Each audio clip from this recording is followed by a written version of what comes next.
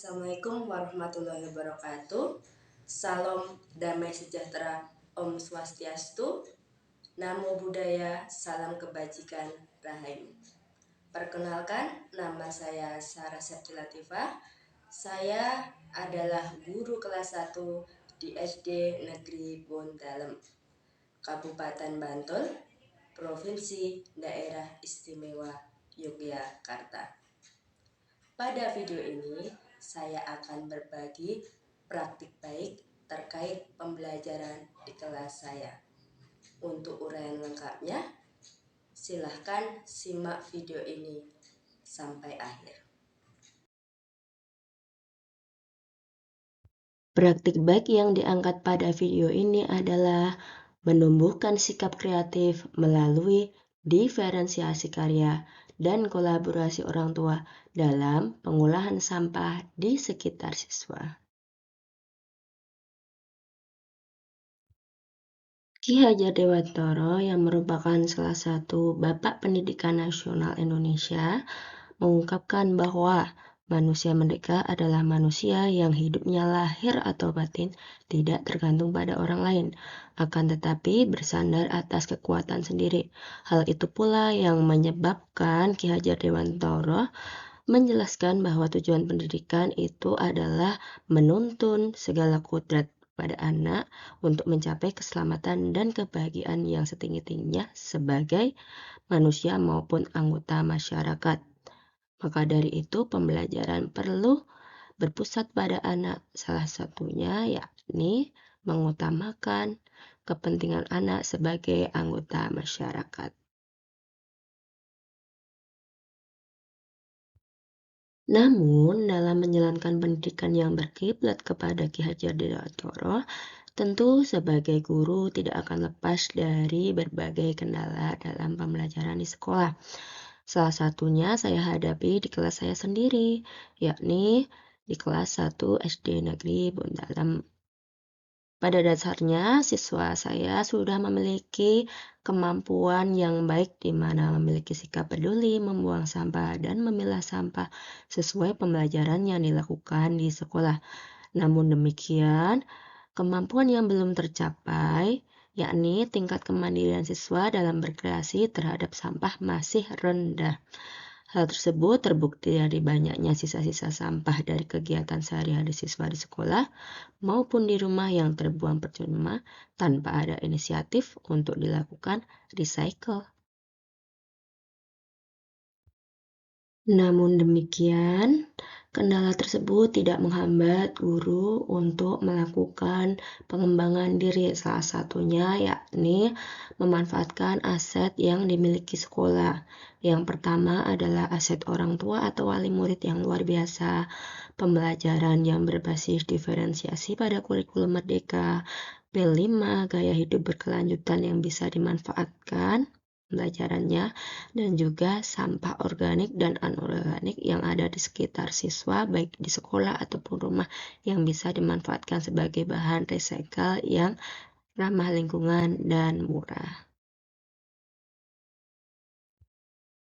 Menurut pengembangan hierarki pengolahan sampah oleh Temelis tahun 2008, ditunjukkan bahwa daur ulang atau recycle merupakan salah satu cara penanganan dengan tingkat pemeliharaan lingkungan sekitar yang paling baik dampaknya. Oleh karena itu, sebagai guru, saya melakukan recycle bersama dengan anak-anak, harapannya untuk menjalankan pemeliharaan terhadap lingkungan sekitar sesuai dengan P5 gaya hidup berkelanjutan.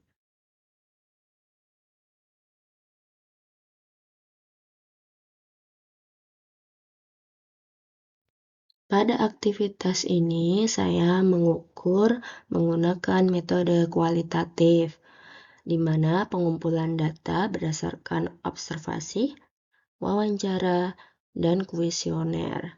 Indikator yang dipakai dalam melihat kreativitas siswa yakni kelancaran, keluasan, keaslian, mengelaborasi, rasa ingin tahu, bersifat imajinatif, merasa tertantang, sifat berani, dan sifat menghargai yang ada dalam diri siswa.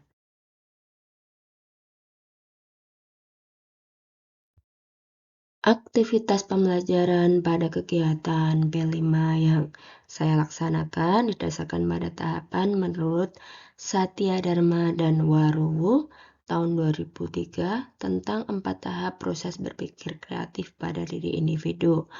Yang pertama, tahap persiapan. Yang kedua, inkubasi. Yang ketiga, iluminasi. Dan yang keempat adalah verifikasi. Mari kita lihat video yang mencuplik keempat kegiatan. Tahap persiapan adalah tahapan mengenal sampah dan dampaknya dari berbagai tayangan video, artikel berita, maupun lingkungan sekitar siswa. Kemudian untuk tahap inkubasi adalah tahapan mengenal pengolahan sampah oleh orang tua wali yang diundang di dalam kelas sebagai salah satu narasumber ahli. Kemudian, penggalakan dukungan orang tua dalam menyediakan lingkungan belajar kaitannya dengan sampah di lingkungan rumah maupun di lingkungan sekolah. Dari video ini nampak bahwa para orang tua wali turut berkolaborasi dalam pengolahan sampah pembuatan pot untuk menanam tanaman bersama dengan anak-anak. Anak-anak ikut berpikir tentang bagaimana cara mengolah sampah dari galon dirubah menjadi pot.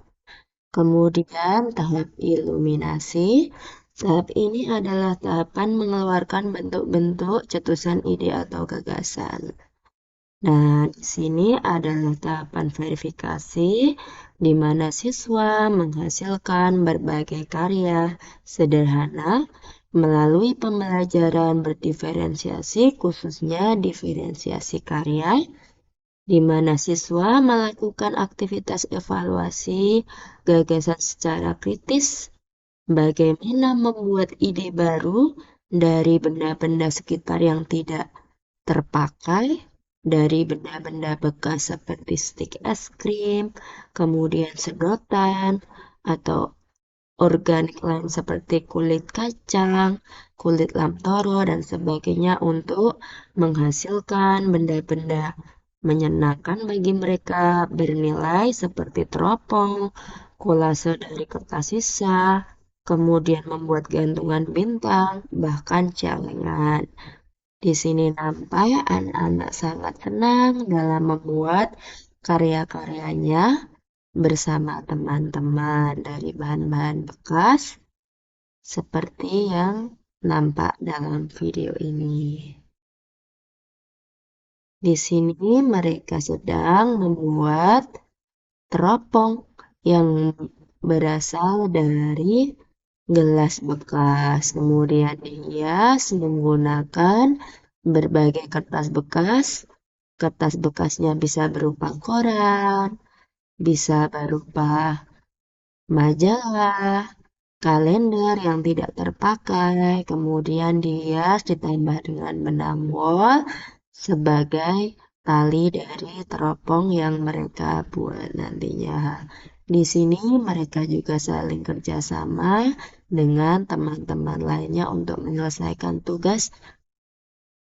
Nah, ini merupakan hasil karya dari anak-anak tentang berbagai pengolahan sampah. Di sini ada kolase dari kulit lamtoro, kulit kacang, kemudian di sini ada tayangan video hasil karya dari teropong yang sudah jadi. Nah, kemudian setelah itu ada video hasil karya berupa kolase dari kertas bekas warna-warni disusun, kemudian dibentuk. Di sini juga terdapat hasil karya berupa gantungan bintang yang menyenangkan. Demikian video uraian dari saya. Terima kasih atas atensi Bapak Ibu. Sampai jumpa.